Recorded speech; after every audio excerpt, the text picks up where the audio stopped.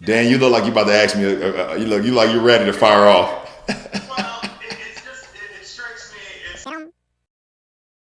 What's going on, guys? ダンカマヨシです。というわけで今回はね、レイカーズのレブロン・ジェームスがファンとトラブったと。そこをね、このレブロン・ジェームスの言い分と、このファンのね、言い分もあって、これらを見ながら深掘っていこうという感じです。そしてちょっとその話に入っていく前に、数十秒だけ、昨日ね、あるアメリカの YouTuber と話す機会があって、1対1はなかったんやけど、何人かアメリカ人がおる中で、登録者も100万人以上おって、俺も知っとったんやけど、そこでその場におった俺のアメリカ人の友達が、よしも YouTuber やってるんだよって言ってくれて、でもそしたらそのアメリカ人の YouTuber が、日本って YouTuber 見るのっていうか分かってるのみたいなちょっと見下した感じ。それはその瞬間すぐ俺は感じ取ったけど、普通に返すよね。そうそう、日本でも結構 YouTube 流行っててとか言って、そして俺も頑張ってるんだよねみたいなこと言って、そしたらそのアメ人の YouTuber が登録者何人って聞いてきて、今3万5千人くらいって言ったら、こうもうふって鼻で笑って、すごくその場の空気が悪くなって、もうその話は終わったんやけど、もうめちゃめちゃ俺悔しくて、あえてその人の名前は言わんけど、わかるよその流れは。100万人以上も登録者がおって、日本から来た3万5千人しか登録者がいない YouTuber、ふって鼻で笑うのもわかるんやけど、でもやっぱり俺普通に悔しくて、それだけなんやけど、いや本当に俺そういうことがあって、見返したいじゃないけど、登録者マジで増やしたいっていう気持ちが、がぜん強くなったよね。本当に最近の再生回数とか見よったら、もっともっと登録者おってもいいかなって感じはするんやけど、本当にね、登録してなくて見てる人は、登録してほしいし、周りにも広めてくれたら、本当に嬉しいです。というわけで私事やったんやけど、レブロンの話行きましょう。いや、何があったかっていうと、この前のレイカーズとホークス戦ね、レイカーズが勝ったんやけど、この試合はホークスの本拠地アトランタでやってて、この試合の途中にね、アトランタのファンがコートサイドに座っとって、レブロン・ジェームスとなんか言い合ってると。それが瞬く間の間に SNS でわーって広がって、レブロン・ジェームスも結構汚い言葉を使っとって、そしてこのファンもね、かなり汚い言葉を使っとって、でもこのシーンだけではわからんよね。何があったのかっていうのと、お互いの気持ちっていうのがね。だからまずはレブロンの気持ち。Dan, you look like you about to ask me. You like you're ready to fire off. Well, I mean, my guy tonight, he he looked. I don't want to say he went overboard, but he went a little bit out of bounds. Too close to comfort for me. And I said my piece, and we could have moved on. But I think it was so close to the officials. I think the official heard it as well, what he had said. And it kind of got blown out of proportion. It's just like sometimes on the floor when two guys get into a scuffle, or get into a little like jostling, the refs come and try to break it up really fast and it looks like it's bigger than what it really is. That's what it pretty much was tonight. But the difference, we're on the court and we're not having any alcoholic beverages. So they might have had some alcoholic beverages on the side. So that it made them feel a little tougher than what they really are, I would say. Just like Draymond said it perfect. Who, me? Yes. I love our fans. Laker Nation and everybody else that's against Laker Nation. It just feels better. Fans in the stands it's just better. It's better for everybody. Especially on the last game of a 14-day road trip. やっぱりお酒飲んどるファンやからね、そういうことになるんやろうね。でもファンがおることは気持ちいいんやろうね。そして大事ではないってことを強調しとったけど、お互い何やら言い合って、相手がちょっとギリギリのことを言ってきたと。その内容はさすがに言わんかったけど、そして最初はもともとこの男性とレブロンが言い合っとって、そこにこの男性の奥さんがね、入り込んできて、さっきの動画にも出とったんやけど、言い合いになっとって退場になったと。でもレブロンもね、さすがに退場はさせんでよかったって言っとったね。そしてこの女性の言い分。Kicked out of the game for talking to LeBron James, for talking to my husband. This is such. Listen, let me tell you. LeBron James looked at my husband during the game and cussed him out, and I stood up and I go, "Don't talk to my husband. Talk to my husband one more time, and I will you up." And he started fighting with me. He goes, "Shut your mouth." And I go, "You shut your mouth."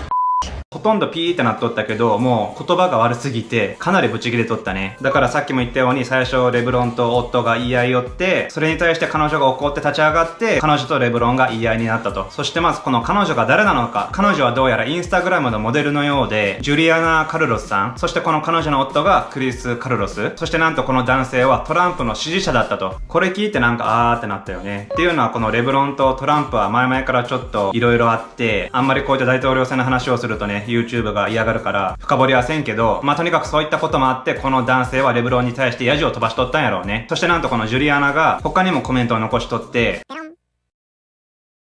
私の夫はずっとホークスファンで10年以上 NBA を見ていると。そしてその間彼はずっとレブロンと色々と問題があった。多分この問題っていうのはコートサイドにいつも座っとって言い合っとったんかな。そして彼女自身はレブロンとは問題なかったと。っていうかレブロンなんてどうでもいいと。ただ私はワインを飲んで楽しんでいたんだと。そしたら急にレブロンが夫に対して何か言ってきて、私は立ち上がって夫に失礼なことを言うんじゃないと。そしたらレブロンが彼女の方を見て座れと。そこに B ワードも付け加えて、この B ワードっていうのはすごくアメリカの悪い言葉ね。そしてまた彼女もレブロンに言い返して、そしてその後彼女とレブロンの間でちょっと醜い言い合いがあったと。そしてその後私は強制退場。私はコートサイドチケットに対して高いお金を払っているの。レブロンなんて最悪。弱虫。ここから出ていけ。あなたは試合中25歳の女性に動揺しているの。バイバイと。いや、彼女25歳には見えんよね。もっと年上かと思っとった。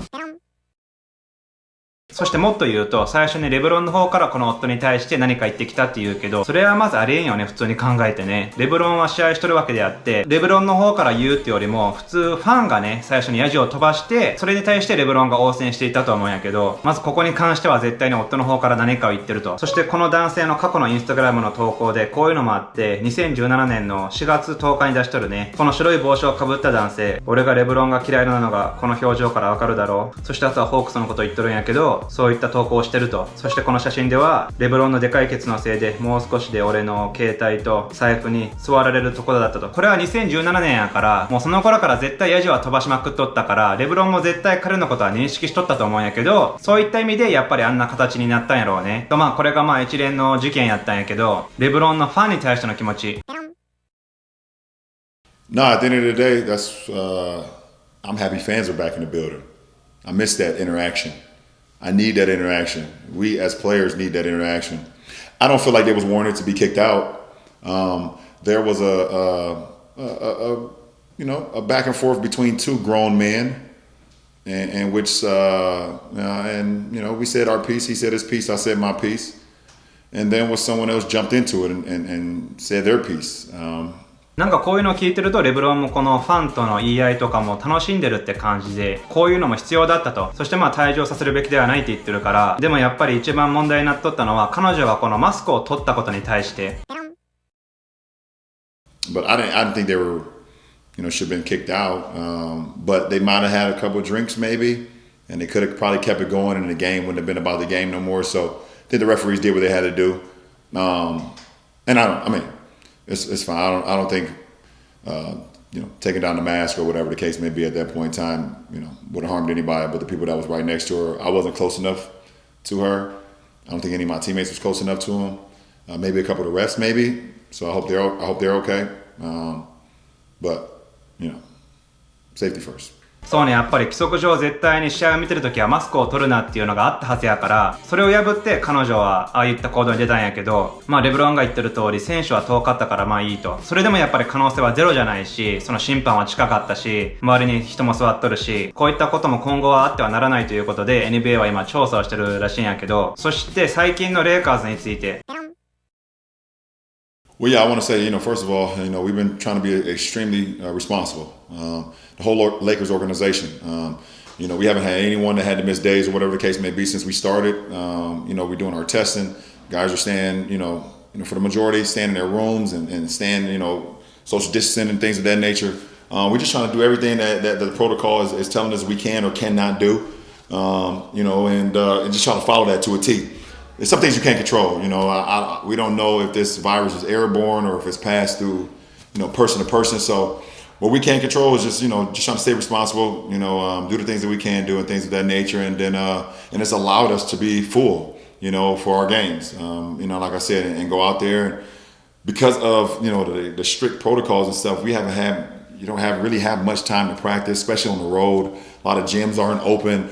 A lot of arenas are not open unless it's a game. You can't really prepare things on the floor, so you got to do it in film sessions and things of that nature. So to have our full group, like I said before, we've used a lot of our games as extensive practices to continue to work our habits, continue to work our strategic plan on how we can get better and better as the months go on. So through luck, yes, but also through being responsible as well has allowed us to be whole pretty much throughout the season so far. やっぱり練習できんのが一番辛いよね。でもまあレイカーズはここまで誰もかけることなくね、うまいことやっとるよね。彼が言ってるように多分みんなちゃんと責任を持ってルールを守って部屋に閉じこもってやるべきことはやってると。本当にね、他のチームはウィザーズとかもひどかったけど、たくさんチームがおらんくなってひどい時は試合の延期とかそういったことも現にまだ起こっとるんやけど、レイカーズはここまでね、何事もなく来てるから本当にそこは徹底してるんだなっていうのがわかるよね。はい、ってわけで今回はこんな感じなんやけど、皆さんは今回のこの一連の事件どう思いましたか？ぜひぜひコメントしてください。そして少しでもいいなと思ったら高評価もお願いします。はい、ってな感じで今回以上になります。ご視聴ありがとうございました。